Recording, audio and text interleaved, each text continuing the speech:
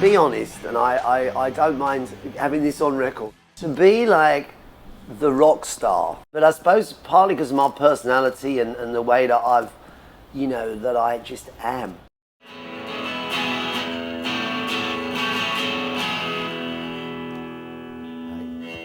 I'm very lucky because on the whole, in the jewellery world, there's not too many people that have basically had the luxury of bringing in almost everything I like in my life and then spewing it out the other end into jewellery.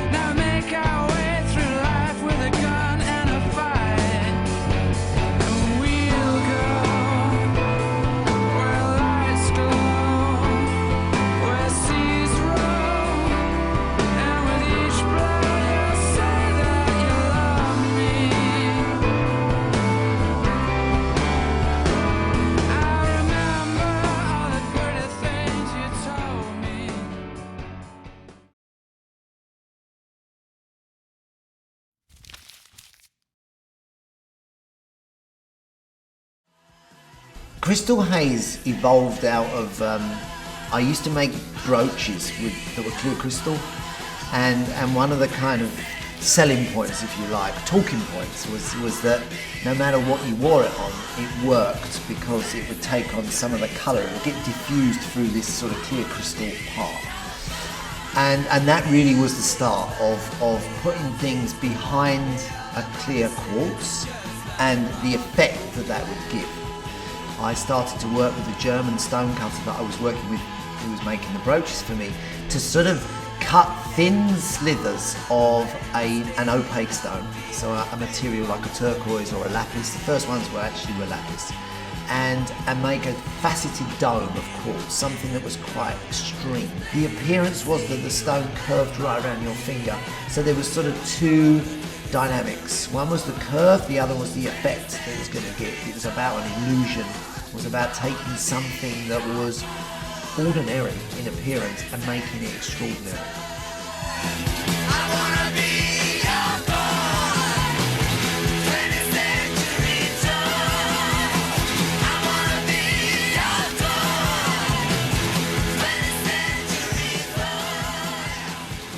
I was in Brazil, and for some reason I picked up some tattoo magazines, and I already had my tattoo, but it was as far as like an inspiration, and I spent the whole holiday in my room, and I was drawing a jewellery, what I thought could be made into a piece of jewellery tattoo, and it was very kind of tribal, but very, very thorny, very fine. And I did this design for an armband that would be made in diamonds and gold. And I took it back to England, and everybody thought I was kind of nuts, because it's like, diamonds, tattoos, forget it. But we did it. We made a whole collection out of it. And it wasn't the normal thing to have as an inspiration point. If you say to someone you're trying to sell them diamonds, you'd say this is inspired by tattoos. But it worked. It was great, and it really kind of became a very iconic part of our collection, was these sort of thorny tattoo motifs.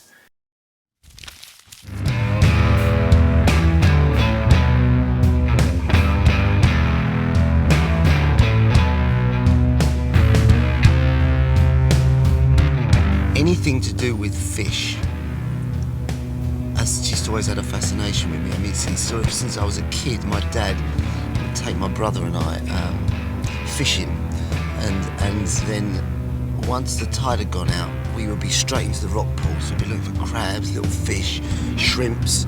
My great-grandfather was a shrimp fisherman. This is going to be brilliant. Look.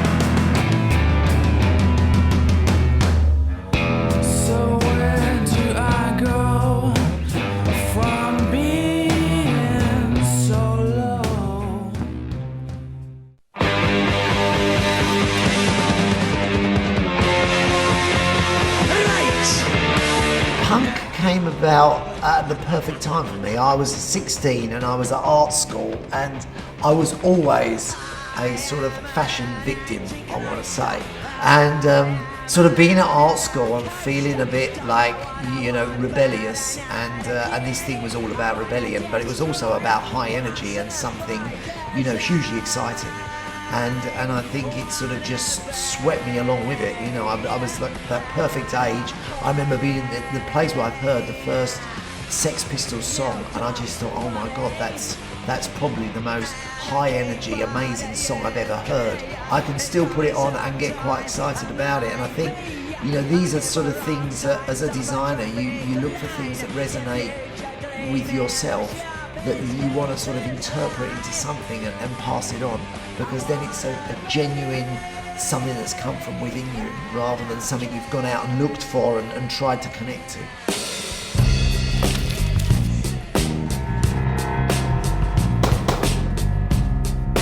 Murder, She Wrote, which is a collection for this year, it's a big themed story that works perfectly for Stephen Webster. It's sort of murder and a cup of tea is the way that I put it, because it's all, everybody sits around afterwards talking about it. So there's a humour in it. And so the two things, murder and wit, I think are something that you can find in almost everything we do. The humorous element in it is, the minute you see it, you kind of get it, you know, with hearts, with daggers going through them, with guns with smoke that also can read your initials. It's just a big story. And I think that we've applied all the ingredients that we put into a piece of jewellery. So, you know, it's still got glamour, it's got conversation. The people who wear our jewellery enjoy the conversation. If they didn't, they wouldn't wear it. They want to pass it on. And I think if you give it something like that sort of theme, you're really helping with the conversation.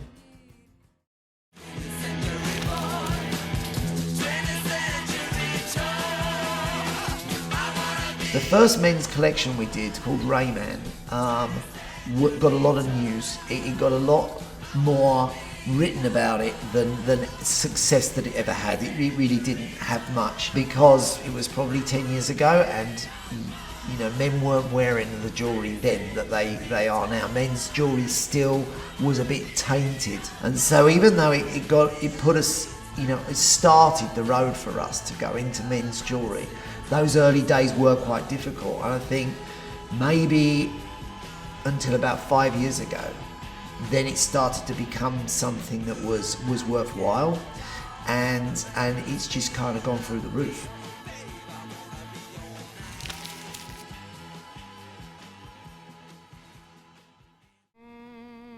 My name is Stephen Webster. I've been a jeweller for 35 years, and whenever given the opportunity, I like to go to the source of where my materials come from. Right now I'm in Peru with my brother David to meet with Gonzalo, Javier, Federico and Eric from Solidaridad, an NGO from Holland, to identify products which have fundamental issues surrounding their production. This trip will take us to some small-scale gold mines where the miners live in poverty and the processing is deadly.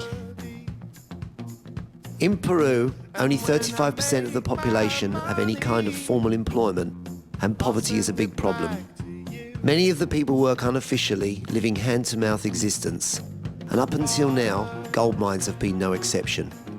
People can't work in more harsh conditions, more adverse, and for us to see, just to see the passion that people have to want to change their own way of doing business, because that then changes their lives, I think helps us to go back, 100%, to say we've seen it, we know this can make a difference, and so we can pass that on. So it's invaluable for us to come here.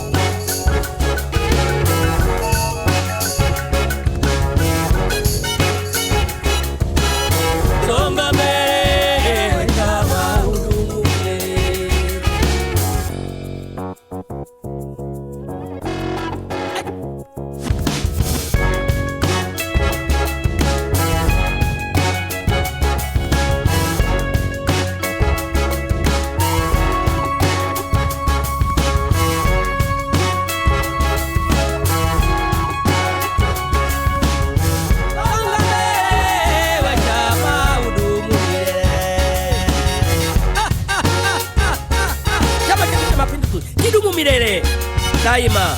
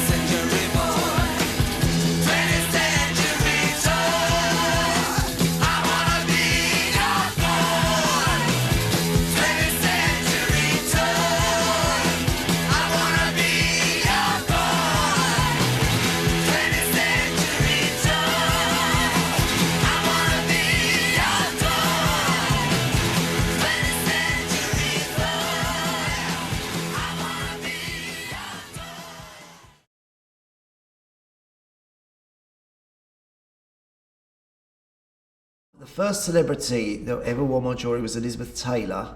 It was about 1984. I was living in California, and we kind of get this, they're always very cryptic, these sort of messages or messenger or someone coming down, and this was for somebody special, and then we found out it was going to go to Elizabeth Taylor, so I was very excited about that. The Osbournes was a really great jewellery story, actually, because I made a ring called a Rockstar ring. I made it for a laugh. I mean, there was no question about it. This was the most uncomfortable ring you could ever wear. If you had it on and someone shook your hand, it's like an electric shock, because everything digs into all the other fingers. And so I made this ring, and I put it in a store called Maxfield's in LA.